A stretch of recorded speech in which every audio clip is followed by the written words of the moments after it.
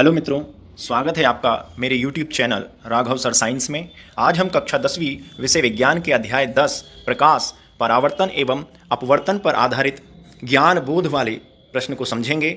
आज का हमारा प्रश्न है, उत्तल दर्पण द्वारा विभिन्न स्थितियों के लिए प्रतिबिंब रचना का किरण पथ आरेख बनाइए। अभी हमने अवतल दर्पण के बनाए प्रतिबिंबों के, अब हम उत्तल दर्पण में बनने वाली वस्तुओं के किरण पथ आरेख देखेंगे। चलिए, ये है किरण पथ आरेख।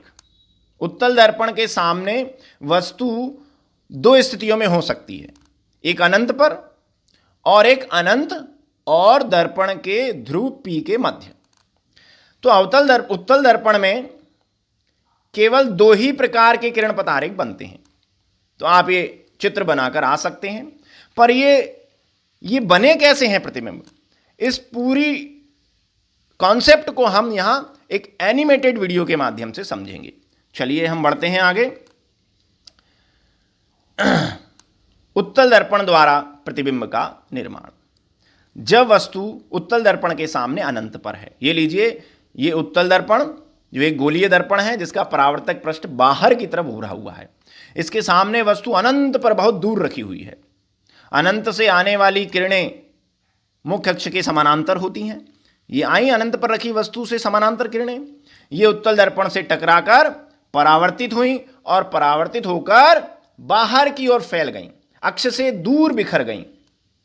क्योंकि उत्तल दर्पण एक अपसारी दर्पण होता है, उत्तल दर्पण मुख्य अक्ष के समानांतर आ रही किरणों को फैला देता है। तो उत्तल दर्पण ने क्या किया, अनंत पर रखी वस्तु से आने वाली समानांतर किरणों को परावर्तन के पश्चात फैला दिया। ये किरणें अब आगे कहीं भी एक दूसरे को प्रतिच्छेद नहीं करेंगी, क्योंकि ये एक दूसरे से दूर हो रही हैं, फैल रही हैं। लेकिन अगर हम कल्पना करें तो ये किरणें उत्तल दर्पण के पीछे या अंदर की ओर कहीं ना कहीं एक दूसरे से मिलेंगी। जहां मिलेंगी वहां पर बनेगा आभासी या काल्पनिक प्रतिबिंब। तो जब वस्तु उत्तल दर्पण के सामने अनंत पर होती है तो प्रतिबिंब फोकस पर बनता है। और कैसा बनता है, वस्तु से बहुत छोटा बिंदु के आकार का, पॉइंट साइज, आभासीय तथा सीधा। आभासीय किरणें वास्तव में नहीं मिल रही, हम कल्पना कर रहे हैं, और आभासी प्रतिबिंब हमेशा सीधा होता है। ये लीजिए दूसरी स्थिति, जब वस्तु उत्तल दर्पण के सामने अनंत और ध्रुव P के मध्य है, या हम बोल दें उत्तल दर्पण के सामने है। चलिए, पहली किरण मुख्य अक्ष के समानांतर गई। जो किरण मुख्य अक्ष के समानांतर जाती है वो उत्तल दर्पण के द्वारा परावर्तित हो जाती है बाहर की तरफ, और जो वक्रता केंद्र की सीध में आ रही है, दूसरी किरण देखिए, जो वक्रता केंद्र की सीध में आ रही है, ये उत्तल दर्पण पर अभिलंबवत गिरती है, समकोण पर गिरती है, 90 डिग्री पर गिरती है, बिल्कुल सीधी। इसलिए यह उसी मार्ग से वापस लौट आती है, क्योंकि आपतन कोण और परावर्तन कोण बराबर होते हैं। तो जब किरण अभिलंबवत गिरती है तो आपतन कोण भी 0 और परावर्तन कोण भी 0, तो किरण उसी मार्ग से वापस लौट जाती है, उसी रास्ते से लौट जाती है। तो हमने देखा, जब उत्तल दर्पण के सामने वस्तु रखी है तो पहली किरण जो मुख्य अक्ष के समानांतर जा रही है, ये फोकस से आती हुई प्रतीत होती है, जबकि दूसरी किरण जो वक्रता केंद्र की सीध में जा रही है उसी मार्ग से वापस लौट आती है।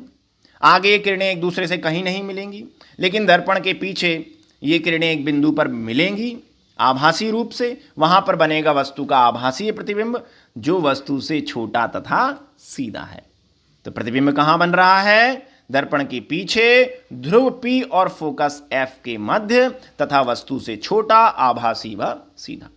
तो चूंकि उत्तल दर्पण के सामने रखी वस्तुओं के प्रतिबिंब छोटे और सीधे बनते हैं, इसलिए हम उत्तल दर्पणों का उपयोग साइड ग्लास के तौर पर वाहनों में करते हैं।